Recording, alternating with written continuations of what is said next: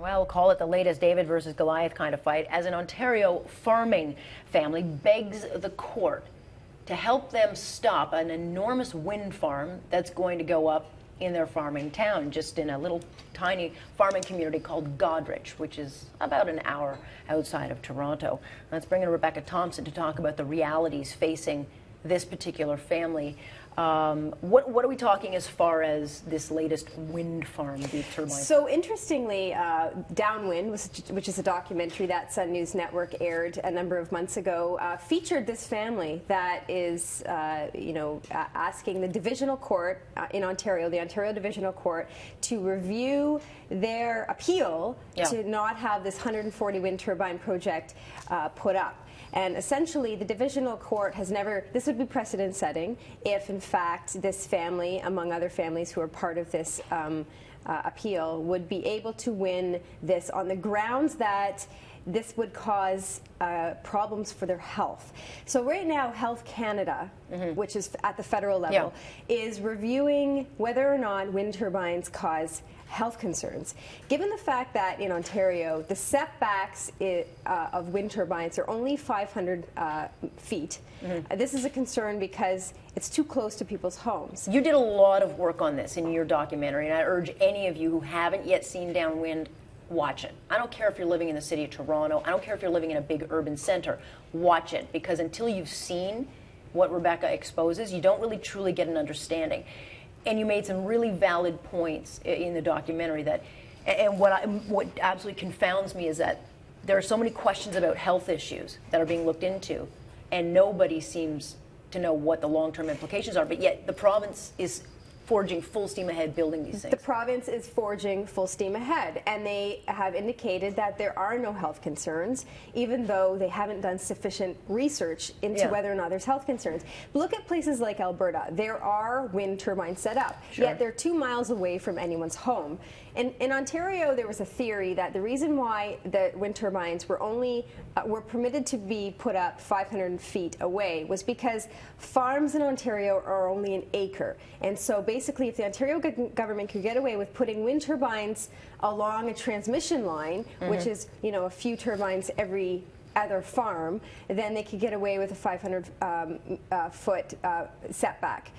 The challenge with this is Health Canada is currently researching. I interviewed them. They said, absolutely, we're seeing evidence that families have health issues, specifically sleeping issues, depression issues, hearing issues. Tinnitus, headaches, feeling faint, having stomach issues. There's all sorts of issues.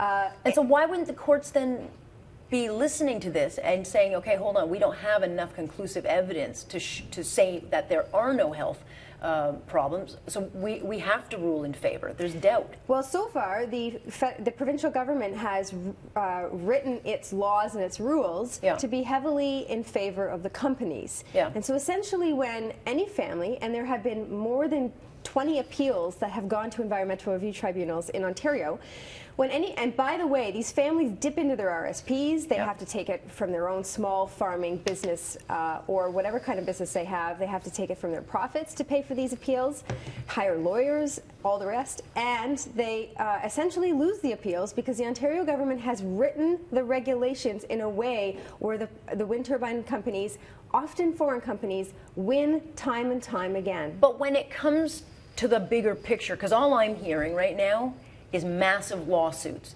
maybe not tomorrow, but in the next 5 or 6 years, when Health Canada finally comes out and says, yes, there are long-term health implications. And so does the Ontario government not want to look at the bigger picture? I don't think they do. I asked Kathleen Wynne, the Premier of Ontario, point blank, will you put a moratorium on wind turbine projects that have not yet been built, given the fact that they're causing endless amounts of communities serious concerns, not only with health, but also property values, also the fact that we pay through the nose for electricity now as a result of wind farms and wind power. And she said, no, we're not going to put a stop to this. Essentially, they've offered the opportunity for wind turbine companies, often foreign-based, to come in and have a 20-year contract to provide a source of wind power, which is often intermittent. So the issue with these farmers, and I went out for the documentary and had an opportunity to meet with a ton of families, thinking, what are the health concerns? What are they complaining about? And I spoke with doctors, I spoke with researchers and experts, and what they indicated is that yes, when it comes to the average person, it does give effects to them. Not everybody is affected, but children are seriously affected. Senior citizens are affected, and it's a concern that has driven these families to actually get a lawyer to fight at divisional court for them. And I should point out, one of the best lawyers in the country, so I'm hoping that at least under his guidance they can get this seen, because I think it's going to be one of these issues that ends up going to the Supreme Court, and finally you'll have someone ruling in on behalf of them. It was interesting, over the weekend I was reading an article by a Mexican ecologist who has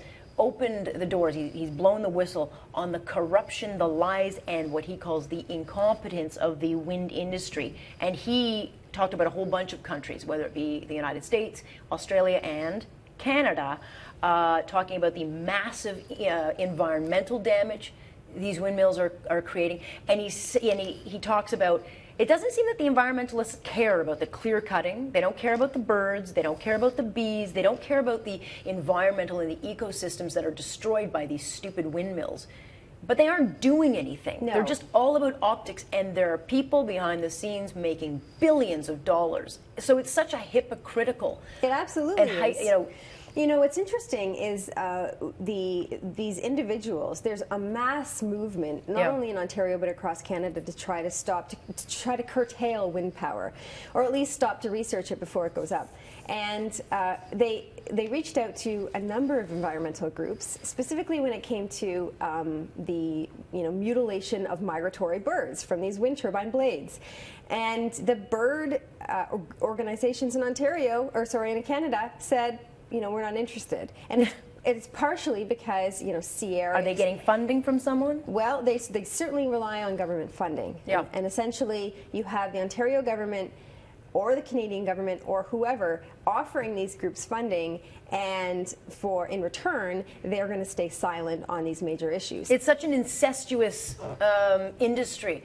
We make a big stink about birds flying into buildings within city centers, and we do all sorts of things to protect birds by asking people to turn off your lights or do whatever. Don't seem to care about the birds.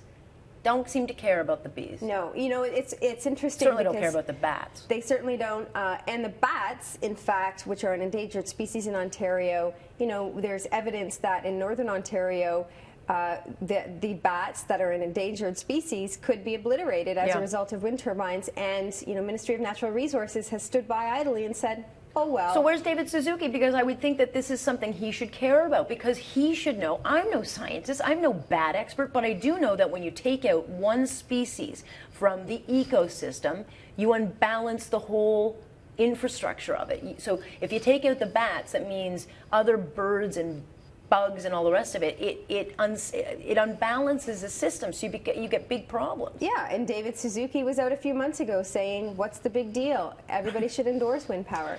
And this is the big question, is that it's not only the environmental lies, it's not only the major health concerns that right now are being researched and we don't know the extent of the health problems, but it's also the fact that our wallets and pocketbooks are being heavily hit because of the fact that electricity prices have gone through the roof. And I'm not just saying that. The Auditor General researched this. There have been countless studies researching and identifying the fact that wind power all around is just bad economics. I think the Green Energy Act, maybe not this year, but in the next few years, is going to be exposed as the biggest failure, fraud and sham that we've ever seen.